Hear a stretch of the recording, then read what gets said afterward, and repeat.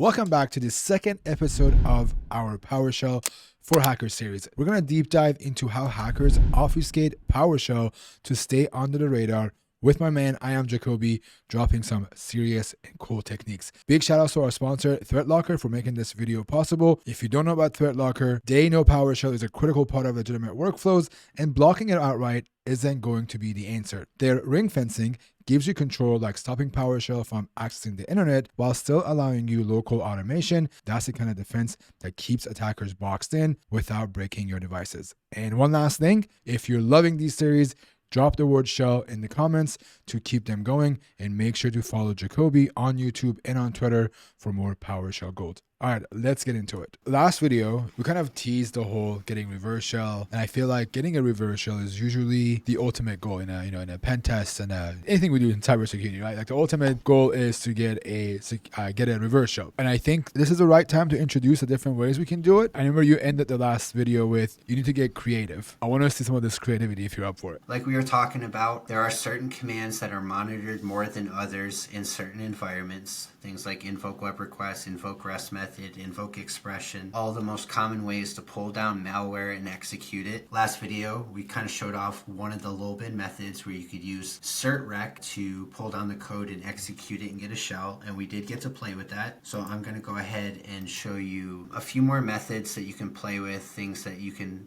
think about, and you want to see how you could play with things like outside the box and look for weird functionalities that you can abuse in ways that, people typically haven't thought of. One of the commands that I use to do this pretty often is resolve DNS name. So resolve DNS name is a way to go to a website and look at their different records, whether it's text records, MX records for their mail, or whatever else it is.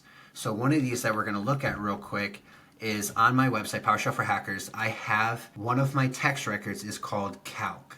So that's what we're looking at here. If we run this, you'll see that it's going to give us the name, its type, the TTL section, and then you'll see strings on the far right side. That is the actual content of the record itself. Now you see that it's accessible. So if we take the command that we just ran and we wrap it in parentheses and we type in strings right after it, and then we run it, it gives us that command by itself. And like we were talking about, all you need is a string to pipe into invoke execution to run it as a PowerShell command. This is honestly one of my favorite ways to get around invoke web request and invoke rest method because it's so consistent. Because admins use resolve DNS names so regularly, it's something that's really hard to monitor or block. The command itself is just simply start calc. So if we run it, we're going to open up the calculator, and that's pulling the command from a DNS text record. Now that is a simple small command.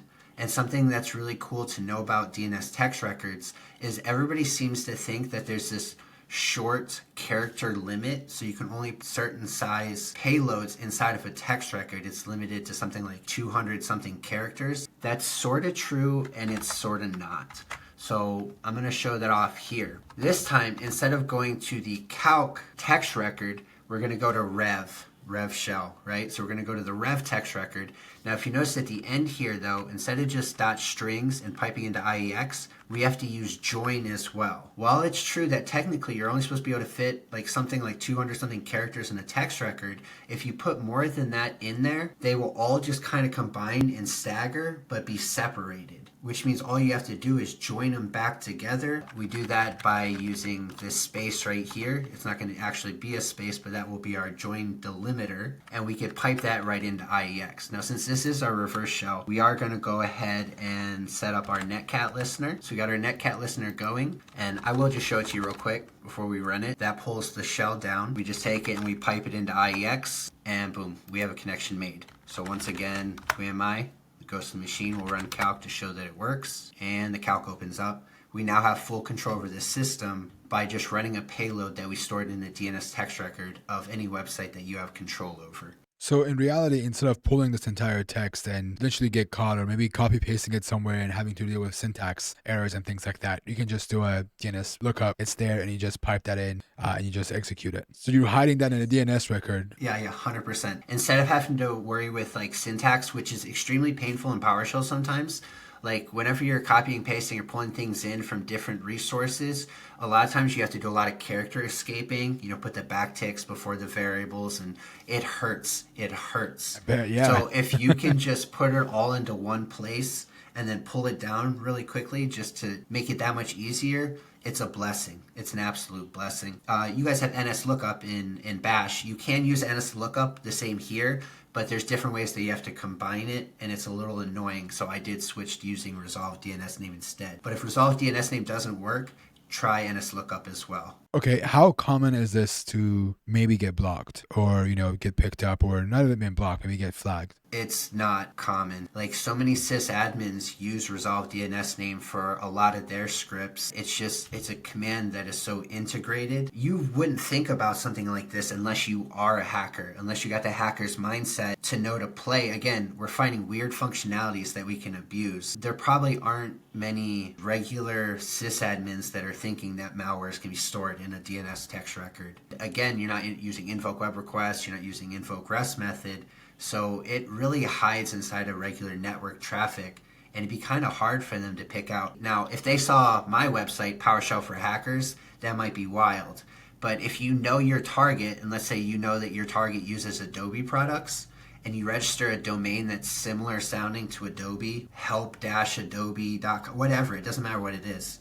You just make something that can more easily fit into their traffic, it's going to be that much harder to pick up and detect. Now, I did say that typically it doesn't really ever get picked up. That's not to say that it can't ever be picked up. It's unlikely that the command itself will be, like the resolve DNS name, just because that would be such a hard command to block. But I do have another machine that we can try something out on and just see what happens. I'm going to go ahead and pull that up real quick. Right now, we've switched over to another instance for a machine I have that is running the Threat Locker agent. What we're going to do is we're going to try the same command over here with them. Before we try to do anything malicious, we want to get a baseline and see what happens if we run something that's, a little more friendly. So if you notice right here with the command that we got, instead of going to our text record rev, which had our reverse shell, we're going to switch over to another DNS text record called calc. And in here, I'll go ahead and show you before we execute it. We'll go ahead and pull this one down too. It simply has the command start calc. One, we noticed that the resolve DNS command, it technically still worked. We didn't execute it, but it did work. So the command itself hasn't been blocked. Let's see if we can pipe it into IEX and what happens. Okay, so we got the calculator. So we do know that even though we're on a system with Threat Locker, we can still use the resolve DNS name command to pull strings down and execute them. Let's try to bring it up a little bit of level real quick. If you notice right here, we have the rev text record back. So let's go ahead and pull it down so you can see the code. All right, so it does output the code, so that's good. Okay, so we saw that we were able to bring the code down. That's awesome. We're one step closer to being able to get a shell in the system. So now we're going to go ahead and take that and we're going to pipe it into IEX just like before. Fingers crossed. Let's see if we can shell Threat Locker. Okay, it shows that a connection's been received. Okay, so it got kicked. Let's run it one more time. Let's get make sure the Netcat listener's still on. So it looks like it attempted to. Okay, an attempt was made to access a socket in a way forbidden by its access permissions. Yep, so this is what I was worried about. A lot of the systems that I have had success with, again, they study the code itself. They try to analyze the code and see if there's anything in it that will trigger some sort of security alert, that being EDR and heuristic-based detections. Once again, Threat Locker does behavior-based detections. Well, not exactly. PowerShell is allowed to run by Threat Locker, and resolve DNS is also allowed because blocking that would just cause the machine to not be able to find addresses for any of the URLs. But it's at the point where PowerShell is trying to open a reverse shell that Threat Locker ring fencing slips in and stops the connection. In this instance, they were absolutely able to shut it down.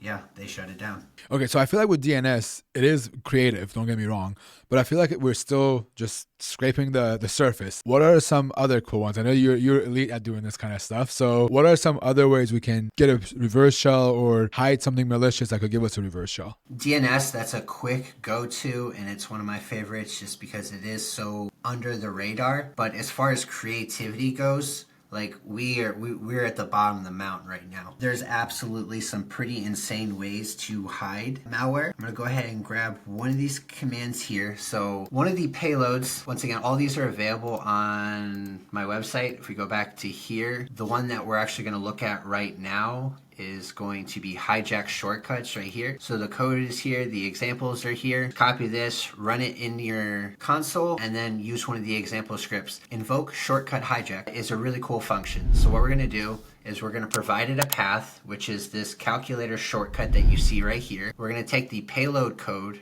which is right here. What this payload code is gonna do, it's going to get the content system enumeration. It's just looking for the current directory. So we don't have to super jump in this. This is just trying to find out exactly where we are right now, which we are on the desktop, user profile desktop, calc, and then we're going to be playing with alternate data streams. We didn't really dive into this, and I'm not going to go too far into it. Essentially, alternate data streams are like meta tags that you can put on different things inside of a Windows environment, whether it's a text file or a link. In this case, it's a meta tag that you can assign strings to. We're going to put a small little payload inside the meta tag of this link file, and what it's going to do is it's going to get the content of that alternate data stream and execute it. So this is the command that we will run. I do have this already set up for us. So first you'd want to run that command to get the command put into the shortcut here. You can tell it's been run by coming into the properties. It no longer is saying just open the calculator.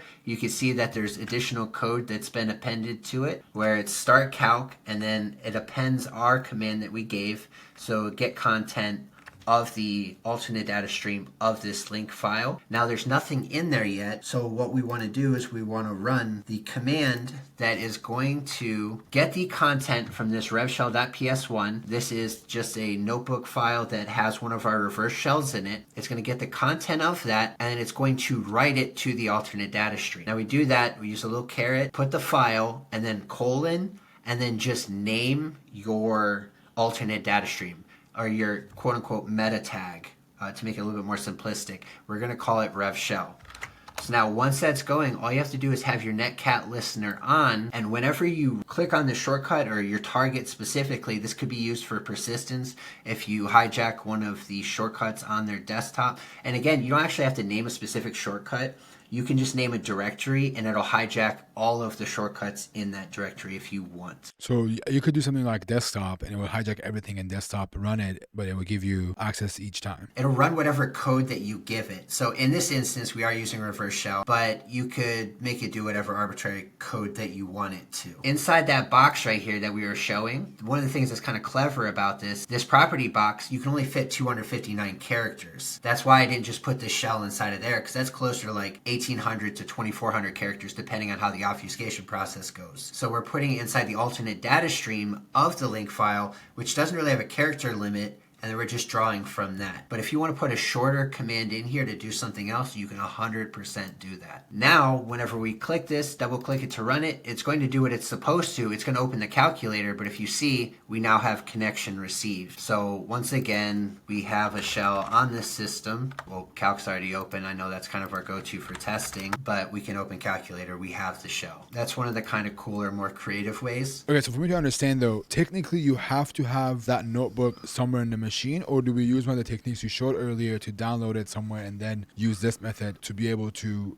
get our reverse shell? I just use it in this particular example so we didn't have to compound some of the different techniques that we use. It just made it more simplistic, so I stored it inside of this file right here, but you absolutely do not have to. You could use any one of the other commands that we use, whether it's the resolve DNS name, the cert rec, anything else that we talked about, pull it down, store it into a variable, and then you could write that variable directly into the shortcut without actually saving it to disk. That would be preferential even. That way you don't have anything left behind. It was just more of a simplistic approach to show that command by itself without over condensing it with a long invoke web request or resolve DNS name to pipe into it as well. And I know there's one more technique you want to talk about, and I know the photo that I made that you also fixed with me on Twitter a while ago.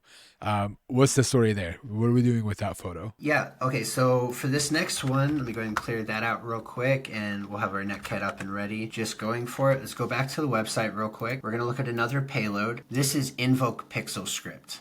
This is one of the really cool ones that we have out here. We're going to go ahead and copy it. Couldn't be easier. You have the syntax right here. Go into our shell, run it, see info pixel script. So here it is right here. We're going to make sure we're on the desktop, because that's where it's at. That would make sense. Okay, so before I run it, this is probably like one of the most creative ways that you can hide malware, execute malware that there is. First thing I have to say that I took inspiration from a guy who did this in Python first. He originally wrote this in Python, and I saw it, I want to say maybe 3 or 4 years ago, I think it's been a while. And it had been a goal of mine for a long time to find a way to write it with purely PowerShell. That way it could still fit inside of the Lolbin community without having to have the dependencies and pulling down an executable or running Python on their system. So I just low-key, I wanted to brag about that really quick because it took an insane amount of time. Now, if I want to be completely honest with you, this isn't completely just PowerShell alone. I'm going to let you guys in on a little secret real quick. PowerShell can run C# natively. You can run C# code inside of PowerShell without any dependencies. It runs just the same. Some of you guys might have known that already, some maybe not. It turns out it was incredibly difficult to try to do with PowerShell alone, but with a little C# magic inside of the PowerShell, still keeping it in the Lolbin family, we made it work. So invoke pixel script, what it does is it takes your payload, converts it into a way that we can use it to manipulate the pixels of an image. Not enough to change its appearance, but enough to hide it inside of just the image itself. It technically is a version of Steganography, but this way is so genius because anywhere that you can upload this image where it can maintain staying a PNG, it has to stay a PNG so it's lossless. That payload will remain there, which means you can upload this to Twitter and then pull it down at a later time and the code to execute will still be available and there. So question for you. Does the tweet under my tweet with this image have that payload in it? Okay. Oh my God. Okay. Okay. So there might be a message hidden. It's not a payload. It's not code to run, but there might be a hidden message. All right. So people that are watching this, if you want to go and figure it out, it's on my Twitter. I posted that photo. Jacoby replied with it. If you get it, comment it in this comment section. I got you a little surprise. That's awesome. I didn't even think about that. So anyways, let's look at the syntax of it. So we have invoke pixel script. Now you need your script, and that's going to be the reverse shell that we were just referencing before that we used in the last one. Then you have your image. This is the image that you're going to alter. We're using the NahamSec right here. And then you need your out file. Our out file is going to be evil NahamSec, and then your execution path. You don't necessarily have to put this one. It'll use whatever your out is as default if you don't, but I do like to explicitly put it. This is where you anticipate running it. So if you're running it and you're stashing it in their downloads folder, that's where you need to put it. UCR says downloads, and it actually needs to be desktop. I was testing in the download folder. All right, so we got it updated to desktop. So let's go ahead and run it. There we go. All right, so it creates the second image, and then it outputs the code that we want to use to actually run it. We could have passed this to a variable. You could actually pipe it right into clipboard if you wanted to. That's another good way to do it. I just wanted you to see the code, so I didn't want to do either one of those. So it'll pipe it into clipboard. We'll go ahead and clear this out, and then if you paste this in, go ahead and make sure we have our netcat listener going and run it. Oh, there we go. That one will take a different amount of time depending on the size of the image that you're using. So that actually has to go through and read the values of every individual pixel. So just something to note, you want to keep your file size down small. If you try to do some kind of 4K image, it could take a minute or two. You could if you wanted to. The size of the image also determines how big of a payload you're able to put into it. So that's something to take into consideration. But as you can see, we once again have the shell and full control over this computer by using a payload that was stored in the pixels of an image. So you're pretty much at this point hiding your payload in an image in case you have to store it on the machine every time where you want to invoke it, right? So like a potential good way of doing this is like finding default Windows images that are already there and replacing them with that and then invoking it every time you want to get a reverse shell so you can stay hidden. Yeah, if you go through the system, there's a command, there's PowerShell command. I don't remember it off the top of my head, but you could find out where their wallpaper is located. You could hide it in their wallpaper,